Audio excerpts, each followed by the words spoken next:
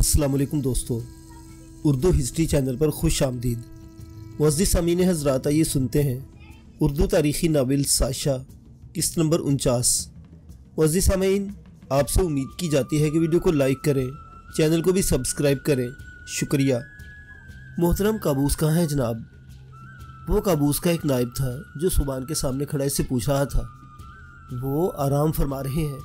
मेरे ख्याल में 2 घंटे कभी भी तुम्हें ये इत्तला दी जा चुकी है। सुबान ने इसके सवाल के जवाब देते हुए नागवारी के इजहार को ज़रूरी समझा। उनकी तबीयत तो ठीक है ना जनाब? मैं इसलिए आपसे सवाल कर रहा हूँ कि मैंने कभी इन्हें ना वक्त इतनी देर आराम करते हुए नहीं देखा। नायब ने इसकी नागवारी को नज़रअंदाज करते हुए तशवीश ज़दा लहजे में दरियाफ्त किया। अब से कबल उन्होंने कभी इतने शदीद आसाबी दबाव का भी तो सामना नहीं किया होगा। वैसे भी वो बूढ़े हो चुके हैं और इस उम्र में इंसान की दिलो दिमाग इतने मजबूत नहीं रहते कि वो हर तरह के हालात का सामना कर सके। हालात इनके कमज़ोर आसाब को तोड़ने फोड़ने का सबब बन रहे हैं। इनका ख्याल था कि अगर वो थोड़ी सी शराब पी ले तो खुद को संभालने में कामयाब हो जाएंगे। शायद ऐसा भी हो जाता, लेकिन उन्होंने एक बार पीनी शुरू की तो फिर पीते ही चले गए। मैं एहतराम के बाइस इन्हें सख्ती से नहीं टोक सकता था। एक दो बार दबे लहजे में इन्हें समझाना चाहा, लेकिन उन्होंने मुझे डांट कर चुप करवा दिया। अब तुम ही बताओ कि मैं इनकी मदहोशी को थकन करार देने का बहाना ना बनाऊं तो क्या करूं? क्या इस तरह की सूरत हाल में ये लोग बर्दाश्त कर लेंगे कि जिस शख्स के कहने पर वो अपनी जिंदगियां लुटाने के लिए तैयार बैठे हैं वो अपने हवास खो बैठा है? इसके जवाब ने नायब के चेहरे पर तशवीश दौड़ा दी। ये तो बहुत बुरी खबर है जनाब, एक ऐसे वक्त में जबकि हम हमले के बिल्कुल तैयार हैं। मोहतरम काबूस को सामने मौजूद होना चाहिए था। इससे हमारे साथियों का हौसला बुलंद होता और वो हिंदू सरदार जो इनके वादों का एतबार करके हमारे साथ शामिल हुए हैं तक़वियत महसूस करते। इन सबको मैं संभाल लूँगा, लेकिन अब हम हमले में मज़ीद ताख़ीर नहीं कर सकते। तुम जानते हो कि वो सामान जो तुम अपने साथ लाए थे सारे का सारा जल चुका है और इस छोटी सी बस्ती के इतने वसाइल नहीं है कि इतनी बड़ी तादाद में मौजूद सिपाहियों की मेज़बानी का बोझ उठा सके। इसलिए बेहतर होगा कि हम अपने असल मकसद की तो तवज्जो देते हुए दुश्मनों पर हमला कर दें। मोहतरम काबूस की इजाज़त से पहाड़ की दूसरी तरफ मौजूद साथियों और मज़ीद रसद की तलबी के लिए कासिद रवाना किए जा चुके हैं। खुदावंद की मदद शामिल रही तो कामयाबी हमारे कदम चूमेगी। खुदावंद आपकी ज़ुबान मुबारक करे।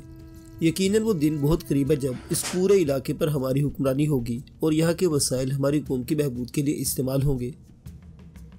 ये वो ख्वाब था जो काबूस ने अपने हर पैरोकार की आंखों में बसा रखा था और जिसकी ताबीर के लिए सोबान के अंधे अकीदतमंदों समेत मकामी हिंदुओं को मुसलसल बेवकूफ़ बनाया जा रहा था। सब लोगों को एक जगह जमा करो, रवानगी से काबिल मैं इनसे खिताब करूँगा। इसने नायब को हदायत देकर रुखसत कर दिया और इन मुसलमान जवानों में से एक को तलब किया जिन्हें उल्टी सीधी तालीमात, नशावर मशरूब और अपनी कुव्वत तस्खीर के ज़ोर पर ज़ेर करके अपना मुती बना रखा था। काबूस को मैं तुम्हारी निगरानी में छोड़कर जा रहा हूँ। पूरी कोशिश करना कि इसका कोई सलीबी साथी इस तक रसाई हासिल न कर सके। हमने सलीबियों से अपने मकसद के हुसूल के लिहाज ज़रूर मिला है, लेकिन हम इन्हें यह मौका नहीं देंगे कि वो हम पर हावी हो सके। वो इंसानी नफ्सियात को समझता था, इसलिए इससे एहसास था कि ये लोग जिसकी तालीमात के नतीजे में बेशक महज नामी के मुसलमान रह गए हैं, इन हालात में वसवसों का शिकार हो सकते हैं। इसलिए वक्तन फ़वक्तन इनसे ऐसी बातें करता रहता था जिनसे इन्हें तसल्ली रहे कि वहाँ जो कुछ हो रहा है इन्हीं की भलाई के लिए हो रहा है। इसकी जानिब से बेफिक्र हैं जनाब, हम अपनी पूरी जान तो दे सकते हैं, लेकिन आपकी इजाज़त के बगैर किसी को काबूस के करीब भी नहीं जाने देंगे। इसे मशरूब में मखसूस हूफ मिलाकर पिलाते रहना, हम इसे हलाक नहीं कर सकते, लेकिन इन लोगों पर साबित कर सकते हैं कि वो मखबूतुल हवास हो चुका है और इनकी रहनुमाई के लायक नहीं रहा। इक़्तिदार की हवस में वो दोनों की तरफ लोगों को बेवकूफ़ बनाने का ख़तरनाक खेल बेजिगरी से खेलता जा रहा था। आपके हर हुक्म की तामील होगी। नौजवान ने सीने पर हाथ रखकर तकरीबन घुटनों के बल झुकते से यकीन दहानी करवाई तो वो मुतमईन होकर बाहर निकल गया। यहाँ एक बड़ी खबर इसकी मुंतज़िर थी। आसार से ज़ाहिर है कि पहाड़ की दूसरी तरफ से हमला कर दिया गया है और अब हमारी बारी है। जो इसे बड़े काबूस के नायब की यह इत्तला खुद इसके लिए भी खुशगवार थी। इस इत्तला का मतलब था कि दूसरी बार भेजे गए कासिद अपनी मंजिल पर पहुँच गए हैं। पहले वाले कासिदों पर क्या गुजरी ये हनूज एक मुअम्मा था, लेकिन फ़िलहाल इस मुअम्मे को सुलझाने की फुर्सत नहीं थी। वो तेज़ तेज़ कदमों से चलता हुआ एक बुलंद मुकाम पर खड़ा हुआ और अपने सामने फैले इंसानों को देखते हुए बुलंद आवाज़ में बोला, मेरी सरजमीन के वासियों, वक्त आ चुका है कि हम इस ज़मीन पर फितना फैलाने वाले अनासिर पर एक फैसला कुन ज़रब लगाने के लिए हरकत में आ जाए। हो सकता है कि इस नेक मकसद के लिए हम में से कुछ को अपनी जानें भी कुर्बान करना पड़े, लेकिन याद रखिएगा آپ کی یہ قربانی آپ کی آنے والی نسلوں کو ایک پرامن زمین عطا کرے گی۔ اپنی تلواروں کو نیام سے نکالیں اور اپنے مستقبل کو محفوظ کر لیں۔ اس کے الفاظ نہیں، کوئی جادوئی منتر تھا جو سامنے کھڑے انسانوں کو کسی معمول کی طرح حرکت میں لے آیا تھا۔ وہ اپنے سینوں میں نفرت کی بھڑکتی آگ لیے دیوانہ وار پہاڑ کی طرف بڑھتے چلے جا رہے تھے۔ ان کے حلق سے برآمد ہونے والے وحشیانہ نعرے دلوں کو دہلا رہے تھے۔ پہاڑ پر تعینات پہرے داروں نے انہیں روکنے کے لیے تیروں کی بوچھاڑ کر ڈالی، لیکن یہ ان کے لیے خلاف توقع نہیں تھی۔ ان کی ڈھالوں نے آنے والے بیشتر تیروں کو روک کر بے مصرف کر دیا اور بہت معمولی نقصان اٹھا کر وہ آگے بڑھتے چلے گئے۔ اس ثابت قدمی کے جواب میں ایک بار پھر ان کی طرف تیر برسائے گئے، لیکن اس بار وہ صرف تیر نہیں تھے جن کا انہیں سامنا کرنا پڑا تھا۔ تیروں کے ساتھ چھوٹی بڑی جسامت کے بے شمار پتھر بھی تھے جو ان کی جانب لڑکتے چلے آ رہے تھے۔ لڑک کر آتے پتھر ان کے جسموں کے اوپری حصوں سے زیادہ پیروں سے ٹکرا رہے تھے اور ٹکرا کر انہیں اکھاڑنے کا کام کر رہے تھے۔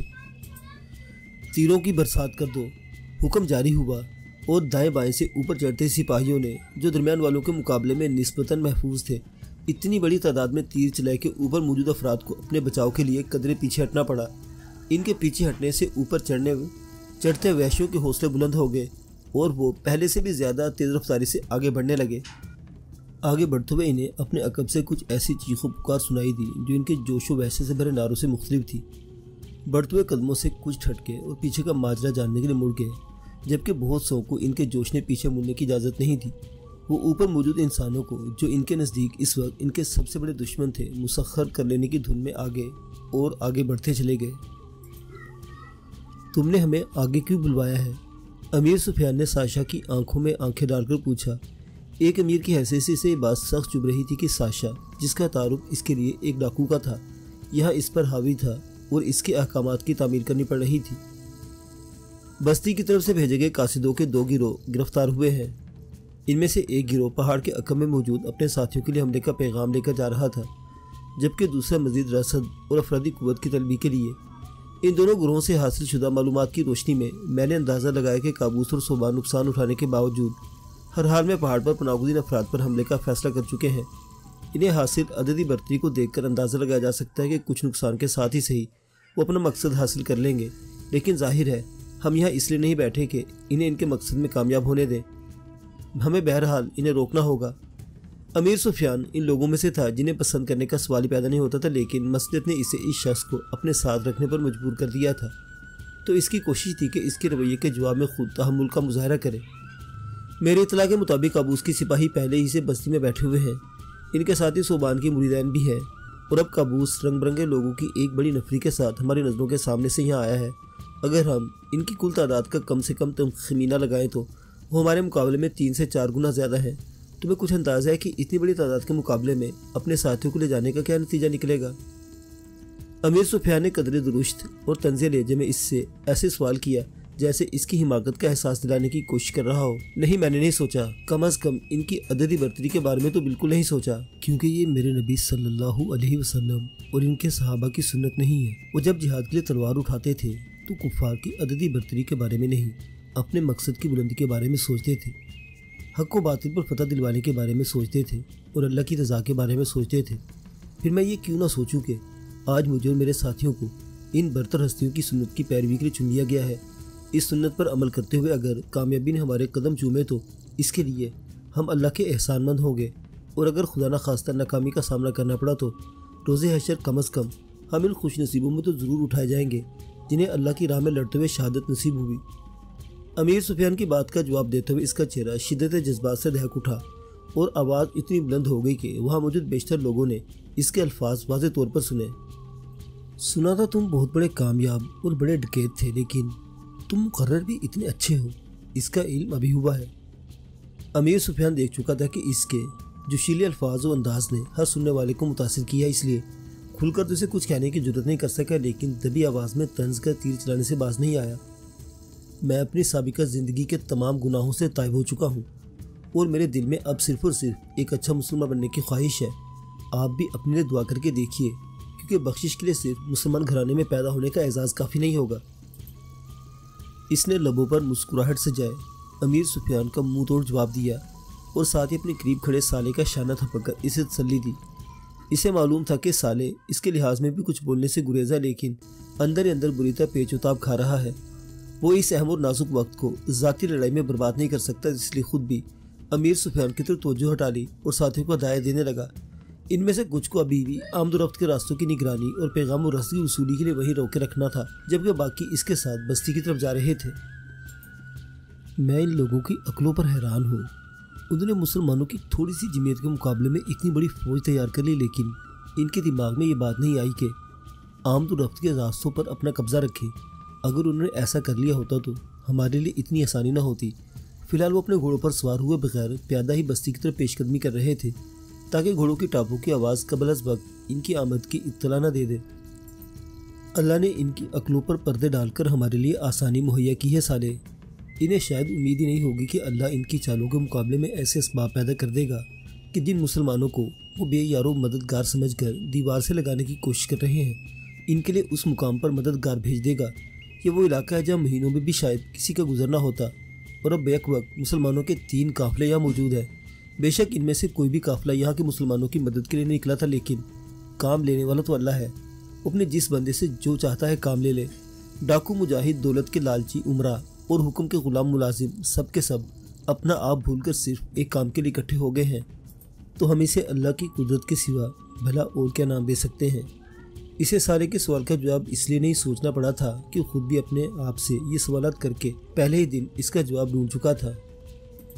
آپ نے ٹھیک کہا، وہ جو قادر مطلق ہے، اس کے لیے اپنے کارخانہ قدرت کو اپنی مرضی سے چلانے کے اسباب پیدا کرنا بھلا کیسے مشکل ہو سکتا ہے؟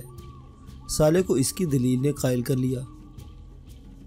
با احتیاط فاصلہ طے کرتے ہوئے بالآخر سردار مراد کی بستی کے بے حد قریب پہنچ گئے، اور اشارہ ہوتے ہی ہٹولی کے افراد نے گھوڑوں کی پیٹھوں پر سوار ہو کر انہیں ایڑ لگا دی۔ پوری رفتار سے دوڑتے گھوڑوں کی ٹاپوں کی آواز سے علاقہ گونج اٹھا، لیکن یہ گونج اس لیے قابل توجہ نہ ٹھہری کہ اس وقت تک مارکا شروع ہو چکا تھا۔ مارکے میں حصہ لینے والوں کے سوا جو لوگ پیچھے رہ گئے تھے، وہ آخر تک اس خوش گمانی مبتلا رہے کہ کابوس کی طرف سے منگوائی گئی رسد کو لانے والے اسے لے کر پہنچ چکے ہیں۔ انہوں نے بستی میں داخل ہو کر اللہ اکبر کے نعرے لگائے تو قابضین کو صورتحال کا ادراک ہوا۔ ان کے سنبھل کر مزاحم ہونے تک مسلمان کافی آگے نکل چکے تھے۔ مسلمانوں کے اس مختصر سپاہ کے بیشتر سپاہی اس وقت جوش و جذبے سے بھرے سمندر کی بکھری موجوں کی طرح آگے بڑھ رہے تھے، لیکن پھر بھی ان میں سے ایک موج سب سے بلند اور نمایاں بالکل الگ ہی دکھائی دیتی تھی۔ وہ سردار امان کا تربیت یافتہ بہادر و نڈر بیٹا ساشا تھا، جو ساشا سے سیف اللہ ہونے کے مراحل طے کرتا ہوا بھٹی میں تپنے والے سونے کی طرح کندن بن چکا تھا۔ اٹھی گردن، چوڑے شانوں، چمکتی ہوئی آنکھوں اور ہوا کے ساتھ اڑتے بالوں والا وہ نوجوان انسانوں کے اس ہجوم میں بھی نمایاں تھا، تو لازماً اس میں کچھ ایسا تھا جو اوروں سے مختلف اور منفرد تھا۔ اس کی تلوار نے حرکت میں آ کر اپنے جوہر دکھانے شروع کیے تو اس کی انفرادیت خود بخود ہی اپنا سکہ منواتی چلی گئی۔ اس کی پھرتی اور برق رفتاری دیکھ کر کون کہہ سکتا تھا کہ وہ ماضی قریب میں ہی ایسے 2 بڑے حادثوں سے گزر چکا ہے۔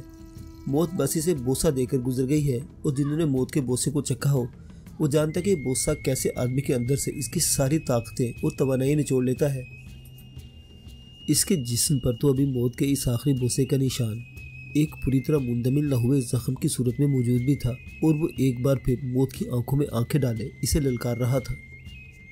پہاڑ کے عقب میں موجود کابوس کی سپاہ کے لیے داؤد بن معیز اور سفیر اللہ جیسے جانبازوں کی رہنمائی میں کیا گیا حملہ ایک تو غیر متوقع تھا، دوسرے حملہ کرنے والوں کے جذبات کی شدت اتنی زیادہ تھی کہ وہ کوشش کے باوجود ان سے نمٹنے سے قاصر تھے۔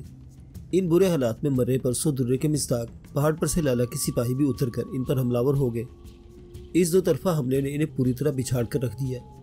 بیشتر ساتھیوں کے مارے جانے یا زخمی ہو کر گر جانے کے بعد باقی بچ رہنے والوں میں مزید لڑنے کی تاب نہ رہی تو انہوں نے ہتھیار ڈالنا شروع کر دیے۔ داؤد بن معیز، ہمارے پیارے بھائی، تم نے ہماری توقع سے بڑھ کر بڑا کارنامہ انجام دیا ہے۔ ہم سوچ بھی نہیں سکتے تھے کہ تم اتنے بہت سے لوگوں کو اکٹھا کر کے ہماری مدد کے لیے آؤ گے۔ اس وقت تو ہمارے لیے رحمت کا فرشتہ بن کر آئے ہو۔ ہتھیار ڈالنے والے قیدیوں کو بنانے کا عمل جاری تھا۔ اس وقت پہاڑ سے اتر کر آنے والی لیلا کے سپاہیوں کے سردار نے داؤد سے پرجوش معانقہ کرتے ہوئے اپنے دلی جذبات کا اظہار کیا۔ یہ سب میرے رب کی مہربانی ہے، ورنہ میں کس لائق ہوں؟ داؤد نے عاجزی سے جواب دیا اور پھر اسے سفیر اللہ کی طرف متوجہ کرتے ہوئے بولا، ان سے ملو، یہ سفیر اللہ صاحب ہے اور اپنے امیر کے قافلے کے ساتھ سفر کرتے بہت دور یہاں آئے ہیں۔ سردار سمندر گل اور اس کی بستی کے مکینوں کے ساتھ ساتھ ان کے قافلے کے تجربہ کار سپاہیوں کے ساتھ نے ہمارے بہت آسانی پیدا کر دی۔ ان کے کچھ ساتھی مقامی مسلمانوں کے ساتھ ایک بہادر جوان ساشا کی رہنمائی میں بستی کے داخلی راستے پر موجود ہے۔ موقع دے کر ان کی جانب سے حملہ کر دیا جائے گا۔ داؤد نے اسے سفیر اللہ سے متعارف کروانے کے ساتھ ساتھ دوسری خوشخبری سنائی۔ ان کی اس مہربانی کے بدلے شکر کا لفظ بہت معمولی ہے۔ اس نے سفیر اللہ سے مصافحہ کرتے ہوئے ان کے ہاتھ عقیدت سے چومے اور خلوص دل سے بولا، شکریہ ادا کرنے کی ضرورت بھی نہیں، یہ کوئی احسان نہیں بلکہ وہ فرض ہے جسے ادا کرنا مسلمان ہونے کی حیثیت سے مجھ پر اور میرے ساتھیوں پر واجب تھا۔ ہم تو خود کو خوش نصیب سمجھتے ہیں کہ ہمیں اللہ کی راہ میں لڑنے اور اپنے مسلمان بھائیوں کی مدد کرنے کے لیے چنا گیا۔ سفیر اللہ کا جواب بھی اخلاص پر مبنی تھا۔ حقیقتاً ان چند دنوں میں ان کے اندر کا وہ مسلمان سپاہی بیدار ہو گیا تھا جو امیر ارغل کی پرآسائش ملازمت کرتے ہوئے اپنا آپ بھلا چکا تھا۔ سردار، لگتا ہے دوسری طرف کوئی گڑبڑ ہے، عجیب شور اور ہنگامے کی آوازیں آ رہی ہے۔ ایک سپاہی نے پریشان صورت کے ساتھ یہ بات کہی تو ان کے بھی کان کھڑے ہوئے۔ واقعی شور سنائی دے رہا تھا اور لمحہ بہ لمحہ اس کی آواز بلند ہوتی جا رہی تھی۔ لگتا ہے صوبان کی طرف سے حملہ کر دیا گیا ہے۔ اندازہ لگانا مشکل نہیں تھا۔ تم میں سے کچھ لوگ یہاں رک کر ان قیدیوں کی نگرانی کرو، ہم اوپر جا رہے ہیں۔ اس وقت یہی فیصلہ فطری اور اصولی تھا جس پر فوری طور پر عمل کیا گیا۔ دیکھتے دیکھتے وہ سب اوپر جا پہنچے۔ وہاں اس وقت عجیب عالم تھا۔ پناہ گزینوں میں سے مردوں کے ساتھ ساتھ عورتوں اور بچوں کی بھی ایک بڑی تعداد برسرے پیکار نظر آ رہی تھی۔ مردوں کے پاس تیر کم تھے لیکن عورتوں اور بچوں کے ہاتھوں میں موجود پتھروں کی بارش اس کمی کو پورا کرنے کی سر توڑ کوشش کر رہی تھی۔ تکبیر! داؤد نے پرجوش آواز سے نعرہ بلند کیا جس کے جواب میں اللہ اکبر کی صداؤں سے فضا گونج اٹھی۔ بے سر و سامانی کے عالم میں لڑتے ہوئے لیلا کے وفاداروں کے اندر اس صدا نے نئی روح پھونک دی۔ گمسان کا رن پڑا۔ قابوس و صوبان کی سپاہ کی سب سے بڑی کمزوری یہ تھی کہ وہ دو طرفہ حملے کی زد میں آ گئے تھے۔ اس حملے نے ان کے اوسان خطا کر دیے تھے، لیکن جب انسان میدان جنگ میں اتر جاتا ہے تو اس کے پاس لڑنے یا مرنے کے سوا کوئی دوسرا راستہ نہیں ہوتا۔ لڑنے میں امکان ہوتا ہے کہ آپ سامنے والے کو بھی چھاڑ کر خود زندہ رہ سکیں گے، اس لیے برے سے برے حالات میں بھی انسان لڑنے کا انتخاب کرتا ہے۔ ان لوگوں نے بھی یہی کیا تھا۔ وہ دو طرف سے ہونے والے حملے کا مقابلہ کرنے کی کوشش کر رہے تھے۔ اپنی عددی برتری کے باعث اب بھی انہیں سہولت حاصل تھی۔ ان کے ہتھیار بھی عمدہ تھے، چنانچہ جلد ہی وہ اپنی ابتدائی بوکھلاہٹ پر قابو پا کر مقابلے پر ڈٹ گئے۔ ان کی سپاہ میں سب سے کارآمد صوبان کے ساتھی تھے۔ جنون سے بھرے ان نوجوانوں کو صوبان نے بڑی ہوشیاری سے تیار کیا تھا۔ نشہ آور سرخ مشروب اور اپنی قوت تسخیر کے زور پر اس نے ان نوجوانوں کے دل و دماغ پر اپنا قبضہ کر لیا تھا۔ وہ اس کے باطل نظریات کو انتہا کی حد تک درست جانتے تھے۔ توڑ موڑ کر ذہنوں میں راسخ کیے گئے دین کی سوجھ بوجھ کے ساتھ ساتھ اپنے روحانی پیشوا صوبان کے ہر حکم کو بجا لانا بھی عین ثواب سمجھتے تھے، اور صوبان نے انہیں مقصد پر جان دینے کا درس دے کر اس لڑائی میں اتارا تھا۔ وہ اس کے حکم کی تعمیل کے سر دھڑ کی بازی لگا رہے تھے۔ جان دے دینا ان کے نزدیک ایک کھیل تھا، اس لیے بے خوف و خطر لڑ کر دوسروں کی جان لینے میں بھی انہیں کوئی دقت پیش نہیں آتی تھی۔ دیکھا جائے تو جوش و جنون سے بھرے ہوئے یہ تربیت یافتہ فدائی ہی اس وقت مسلمانوں کے سب سے بڑے حریف تھے۔ ان میں سے کئی کے پاس ذہن میں بجھے ہوئے مخصوص چھوٹے ہتھیار بھی موجود تھے جن سے موقع دیکھتے ہی کسی کو نشانہ بنا ڈالتے تھے۔ ان ہتھیاروں سے معمولی زخمی ہونے والا شخص بھی ناقابل تلافی نقصان سے دوچار ہو جاتا تھا۔ صوبان کے فدائین پر خصوصی توجہ تو لیلا نے اپنے ساتھیوں کو ہدایت دی۔ وہ اس وقت شدید بخار میں مبتلا ہونے کے باوجود سب کے درمیان موجود تھی اور لڑائی کے ایک ایک پہلو پر نظر رکھے ہوئے تھی۔ اس نے دشمنوں کے پیچھے اپنے ہمدردوں کی آمد بھی بھانپ لیا تھا اور فوری طور پر تیروں اور پتھروں کی برسات رکوا دی تھی کہ کہیں دشمنوں کے پیچھے موجود ہمدرد بھی ان کی زد میں نہ آ جائے۔ اس کے اس اقدام سے دشمنوں کو آگے آ جانے کا موقع مل گیا تھا اور اس کے ساتھیوں کی دوب دور لڑائی لڑنا پڑ رہی تھی، لیکن یہ اپنے ہمدردوں کو نقصان پہنچانے سے بہتر تھا۔ داؤد اور اس کے ساتھیوں کے ساتھ شامل ہو جانے کے بعد اس دوب دور لڑائی میں مزید تیزی آ گئی، لیکن وہ محسوس کر رہی تھی کہ صوبان کے فدائین زیادہ نقصان کا باعث بن رہے ہیں، اس لیے خاص طور پر ان کے سلسلے میں ہدایت جاری کی۔ ان فدائین کی کیا پہچان ہے؟ داؤد جو اس حکم کے اجرا کے وقت اس کے قریبی موجود تھا دریافت کیا۔ وہ اپنے پوشاک میں سبز رنگ لازماً استعمال کرتے ہیں، اس نے جواب دیا تو داؤد سر کو تفہیمی جنبش دیتا ہوا تیزی سے آگے بڑھ گیا۔ لیلا جو باقاعدہ لڑنے کے بجائے اپنے گھوڑے پر سوار ایک جگہ رکی صرف اپنے ساتھیوں کو ہدایت دینے اور ان کا حوصلہ بڑھانے کا کام کر رہی تھی، اس بہادر جوان کو رشک سے دیکھ کر رہ گئی۔ اس کی بستی میں ایک بھی مرد اس جیسا نہیں تھا۔ وجیح، بہادر، لائق اور خلیق، یہ سب خوبیاں ایک ہی شخص میں یکجا ہونا آسان تو نہیں ہوتا نا۔ اس نے داؤد کی خوبیوں کے بارے میں سوچا اور اداسی سے مسکرا کر رہ گئی۔ میدان جنگ میں کھڑے ہو کر ایک مرد کی ان خوبیوں کے متعلق سوچنا عجیب تھا، لیکن لیلا جیسی لڑکی کے لیے نہیں، کیونکہ اس کی سوچ کے پیچھے کسی عام سی لڑکی کے رومانوی خواب نہیں، ایک سردارزادی کا تفکر تھا جو وہ اپنے لوگوں کے لیے محسوس کرتی تھی۔ یہ اپنے لوگوں کی ہی فکر تھی جو وہ 2 دن سے ایک بڑی تکلیف کو نہایت خاموشی سے جھیل رہی تھی، اور اب بھی حتی الامکان اپنی کیفیت کو سب سے چھپائے میدان کارزار میں موجود تھی۔ وہ لڑ نہیں رہی تھی، لیکن اسے معلوم تھا کہ اس کی موجودگی بھی اس کے لوگوں کو حوصلے کے لیے کافی ہے۔ اس حوصلے کو قائم رکھنے کے لیے وہ لمحہ بہ لمحہ خراب ہوتی ہوئی حالت کے باوجود اپنی جگہ ڈٹی ہوئی تھی، لیکن قوت برداشت کی بھی ایک حد ہوتی ہے۔ یہ حد گزرتی محسوس ہوئی تو اسے گھوڑے سے اترنے کا فیصلہ کرنا پڑا۔ رکاب میں رکھا پاؤں ابھی زمین پر نہیں پہنچا تھا کہ اسے زوردار چکر آیا۔ اس چکر کے باعث وہ زمین بوس ہو جاتی، اس سے قبل ہی 2 نرم سی باہوں نے اسے سنبھال لیا۔ آپ ٹھیک تو ہیں سردارزادی؟ متفکر لہجے میں اس سے یہ سوال کرنے والی طیبہ تھی۔ وہ سریا اور سارا کی طرح لڑنے والوں میں شامل نہیں تھی، لیکن پانی پلانے اور معمولی زخمیوں کی مرہم پٹی کرنے کی خدمات سنبھال رکھی تھی۔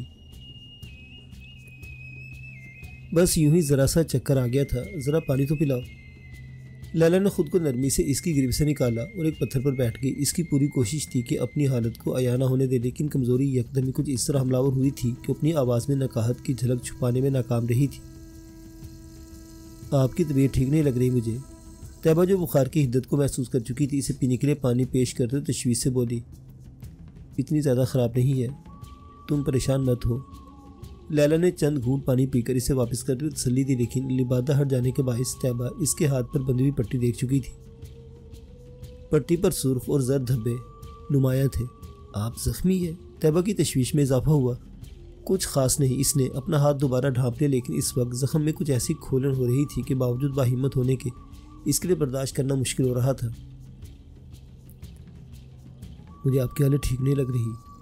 ان سے کچھ فاصلے پر ہولناک لڑائی جاری و ساری تھی، لیکن طیبہ کی ساری توجہ لیلا پر مرکوز ہو چکی تھی۔ مسلسل بے آرامی اور بخار کا نتیجہ ہے، ٹھیک ہو جاؤں گی۔ وہ اب بھی اپنی کیفیت کو ظاہر کرنے سے گریزاں تھی۔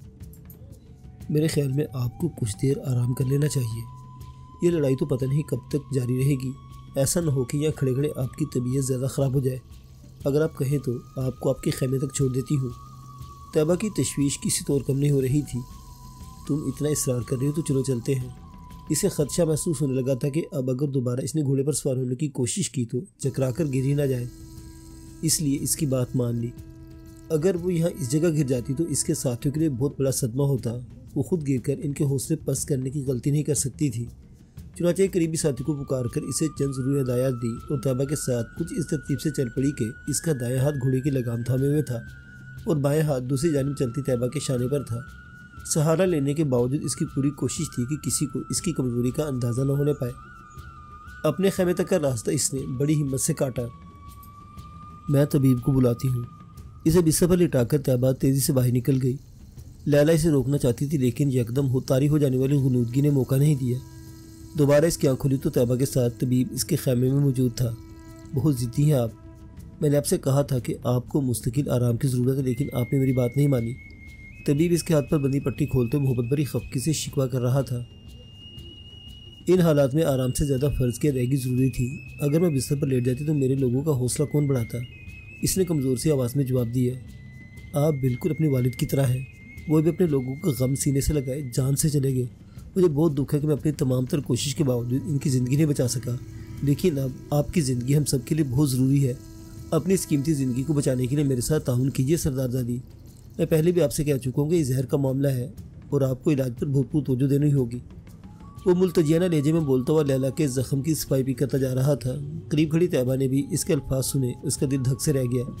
یہ بات اس کے علم میں تھی کہ بابا قادر کی بہن کے حملے سے لیلا کے ہاتھ پر معمولی زخم آیا تھا، البتہ بعد میں اس حوالے سے کوئی بات نہیں ہوئی تھی، اور لیلا کو مکمل طور پر سرگرم دیکھ کر سب کی طرح اس نے بھی فرض کر لیا تھا کہ وہ معمولی زخم ٹھیک ہو چکا ہے۔ لیکن یہ تو اب پتہ چل رہا تھا کہ وہ زخم معمولی نہیں تھا، بلکہ لیلا اسے غیر معمولی ہمت کے ساتھ جھیل کر اب تک حالات کے سامنے مردانہ وار ڈٹ کر کھڑی ہو گئی تھی۔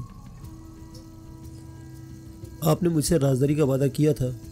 میں نہیں چاہتی کہ ایسے نازک وقت میں دشمنوں سے مقابلہ کرنے کے بجائے میری فکر میں مبتلا ہو کر وقت ضائع کیا جائے۔ اس نے طیبہ کے سامنے اپنا راز کھل جانے پر ناراضی سے طبیب کو ٹوکا۔ میں معذرت چاہتا ہوں سردارزادی، لیکن اس وقت آپ کو آرام کے ساتھ ساتھ کسی مستقل تیماردار کی بھی ضرورت ہے۔ میرے قیاس کے مطابق ان حالات میں یہ مخلص خاتون آپ کے لیے ایک عمدہ سہارا ثابت ہوں گی۔ طبیب نے ادب سے جواب دیا تو لیلا کو خاموشی اختیار کرنا پڑی۔ اس کی خاموشی کو غنیمت جان کر طبیب پوری جانفشانی سے اپنا کام انجام دینے لگا۔ مرہم لگا کر نئی پٹی باندھنے کے بعد اس نے لیلا کو کوئی عرق پینے کے لیے دیا، پھر طیبہ کو چند شیشے تھما کر اسے سمجھانے لگا کہ کس شیشے سے کتنی مقدار میں کب اور کیسے اور کس ترکیب سے عرق مریضہ کو پلانا ہے۔ میں چند گھنٹے بعد دوبارہ ان کا معائنہ کرنے آؤں گا۔ اگر زخمیوں کی دیکھ بھال میں مجھے کچھ تاخیر بھی ہو جائے تو آپ دوائیں پابندی سے پلاتی رہیں، اور ہاں، اگر کوئی غیر معمولی بات دیکھے تو فوراً پیغام بھیج کر مجھے بلوا لیں۔ نکلتے نکلتے اسے مزید چند ہدایات بھی دے گیا تھا۔ اس کے جانے کے بعد طیبہ لیلا کے سرہانے بیٹھ کر اس کے سر پر ٹھنڈے پانی کی پٹیاں رکھنے لگی۔ بخار اب بھی تیز تھا، لیکن لیلا کی کوشش تھی کہ اپنی تکلیف کو ظاہر نہ ہونے دے۔ طیبہ کچھ لمحات خاموشی سے گزر جانے کے بعد اس نے پکارا تو طیبہ کے پٹی نچوڑتے ہاتھ ذرا سے ٹھٹکے۔ فرمائیے سردار دادی۔ اس نے پورے خلوص سے اپنی تمام تر توجہ اس کی آواز پر مرکوز کر لی۔ میں تم سے بھی وہی درخواست کروں گی جو طبیب سے کر چکی، کسی کو بھی میری اس کیفیت کی خبر نہیں ہونا چاہیے۔ معذرت چاہتی ہوں سردار دادی، لیکن میرا خیال آپ سے ذرا مختلف ہے۔ کیا مطلب؟ اسے طیبہ کے جواب نے حیران کیا۔ میرا خیال ہے کہ کسی قابل اعتماد شخص کو آپ کی اس کیفیت کی خبر ہونا چاہیے تاکہ وہ آپ کی ذمہ داریاں سنبھال لے اور آپ اطمینان سے اپنا علاج کروا سکیں۔ اس نے سہولت سے اپنے ذہن میں موجود تجویز اس کے سامنے رکھ دی۔ میرے لوگوں میں اخلاص کی کمی نہیں ہے، لیکن قائدانہ صلاحیتوں کی کمی ہے۔ عبیداللہ کسی حد تک معاملات کو دیکھ سکتے ہیں، لیکن میری حالت سے آگے اس کے لیے بھی حوصلہ شکن ہوگی۔ اس نے گویا اپنی مجبوری بیان کی۔ داؤد بن موئز کے بارے میں کیا خیال ہے؟ طیبہ نے اس کا جواب سن کر کچھ سوچتے ہوئے پوچھا۔ وہ بے مثال انسان ہے۔ میں نے اپنی زندگی میں کوئی دوسرا اتنا زیرک اور شجاع مرد نہیں دیکھا، لیکن مجھے ڈر ہے کہ مقامی نہ ہونے کی وجہ سے انہیں دشواریاں پیش آئیں گی۔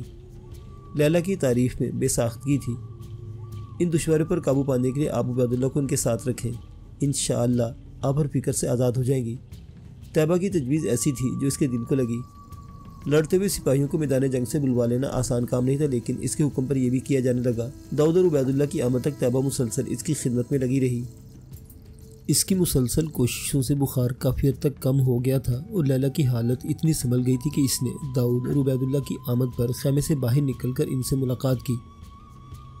وہ دونوں اس طرح بلوائے جانے پر حیرت و تشویش کا شکار تھے۔ لیلا نے صورتحال سامنے رکھی تو دونوں ہی کو جھٹکا لگا، لیکن عبیداللہ تو بالکل گنگ ہو کر رہ گیا۔ میں نے آپ دونوں حضرات کو اس صورتحال سے صرف اور صرف اس لیے آگاہ کیا کہ مجھے امید ہے کہ آپ میری ذمہ داریاں آسان طریقے سے انجام دے سکتے ہیں۔